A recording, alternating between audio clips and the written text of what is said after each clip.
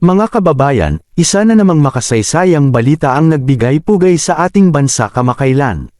Sa katatapos lamang na pinakamalaking pagsasanay pandagat sa buong mundo, ang RIMPAC o Rim of the Pacific Exercise taong 2026, kung saan nakamit ng Pilipinas ang ikatlong pwesto sa kabuuang rangkang ng partisipanteng mga bansa.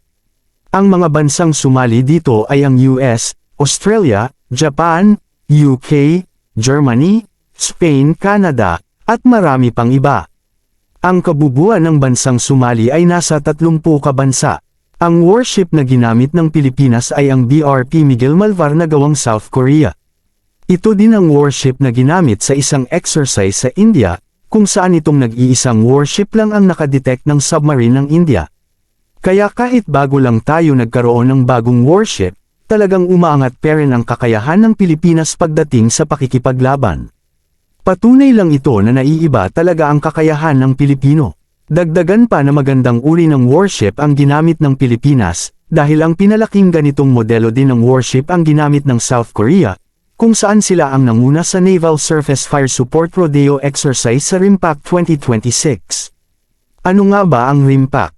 Ang RIMPAC ay ginaganap tuwing 2 taon sa karagatan ng Pasipiko. Dito nagtitipon ng mga hukbong dagat ng iba't ibang bansa upang sanayin ang kakayahan sa pakikipagtulungan, pagbabantay sa karagatan, pagtugon sa mga sakuna, at pagharap sa iba't ibang uri ng banta. Ang pakikilahok dito ay hindi lamang pagpapakita ng lakas, ito ay pagsubok kung gaano kahanda, gaano ka moderno ang kagamitan, at kung gaano ka kahusay makipagtulungan sa ibang mga bansa lalo na sa iyong mga kaalyado. Noong una tayong sumali sa RIMPAC, tayo ay itinuturing na isa sa mga may pinakalumang kagamitan sa lahat ng naroon. Ang ating mga barko ay galing pa sa donasyon, luma na, at limitado lamang ang kayang gawin. Kaya wala tayong laban sa makabagong mga barko ng taga-ibang bansa. Kaya ang ating partisipasyon ay higit na nakatuon na lang sa pag-obserbo at pagkuha ng idea sa mga mas malalakas at mas maunlad na mga bansa. Sa panahong iyon, tila malayo pa ang pangarap na makasabay tayo sa mga bansang may pinakamalalakas na hukbong dagat sa buong mundo. Marami ang nag-iisip na baka mananatili tayong nasa gilid lamang habang ang iba ay patuloy na sumusulong. Ngunit ngayong 2026, nagulat ang marami, hindi lamang tayo nakasabay, kundi nakapasok pa tayo sa top 3. Ang ikatlong pwestong ito ay hindi lamang nakuha sa swerte o pabor ng iba. Ito ay bunga ng mahabang panahon ng paghahanda, pagsisikap, at tunay na modernisasyon ng ating sandatahang lakas. Dito napatunayan na ang mga bagong barkong ating natatanggap, tulad ng mga BRP Miguel Malvar class frigate, mga bagong pandagat na sasakyan, at darating pang 5 Abukuma class destroyer escorts mula sa Japan, ay hindi lamang palamuti o pasikat. Ito ay mga kagamitang kayang makipagsabayan sa pinakamahigpit na pagsubok sa karagatan. Napatunayan din dito na ang husay ng ating mga kawal Pilipino ay hindi nagpapahuli kahit kanino. Sa ilalim ng matinding pagsasanay, mula sa pagbabantay sa himpapawid at karagatan, paghahanap ng mga submarino, pagsasagawa ng magkakasamang kilos kasama ang ibang bansa, hanggang sa pagtugon sa mga kunwaring pagsalakay at sakuna, ipinakita ng ating hukbo ang kahusayan, disiplina, at kakayahang makipagtulungan ng maayos sa iba't ibang puwersa ng ibang bansa. Ano ang ibig sabihin nito para sa atin? Ang tagumpay na ito ay may malalim na kahulugan para sa bawat Pilipino. Una, ipinapakita nito na unti-unti na tayong umaangat mula sa pagiging umaasa lamang sa tulong ng ibang bansa. Ngayon ay kinikilala na tayo bilang isa sa mga respetadong kapangyarihan sa rehiyon.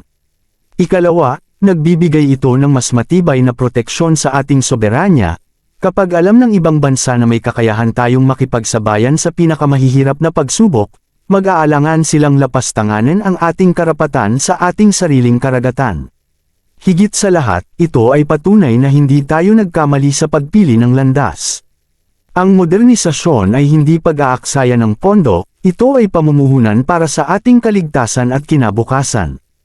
Ang bawat piso na inilalaan natin para sa pagpapalakas ng ating depensa ay bumabalik din sa atin sa anyo ng respeto, seguridad, at kakayahang ipaglaban ang kung ano ang atin. Siyempre, mga kababayan, hindi pa ito ang pinakamataas na antas na maaari nating marating. Mayroon pa tayong mga hakbang na kailangang lakbayin, mga kagamitang kailangang makuha, at mga kakayahang kailangang paunlarin. Ngunit ang pagtuntong natin sa ikatlong pwesto sa RIMPAC 2026 na ay isang malaking hakbang pasulong, isang patunay na kaya nating abutin ang mga pangarap na dati ay tila imposible. Ang tagumpay na ito ay para sa bawat Pilipino. Ito ay paalala na kapag tayo ay nagkakaisa at nagtutulungan, walang balakid na hindi natin kayang lagpasan. Mula sa pagiging nasa gilid lamang, ngayon ay nasa harapan na tayo, at patuloy pa tayong aakyat, para sa mas matatag, mas ligtas, at mas maunlad na Pilipinas. Yun lang po, mga kababayan. Maraming salamat sa inyong oras at patuloy na pagsuporta sa ating bayan.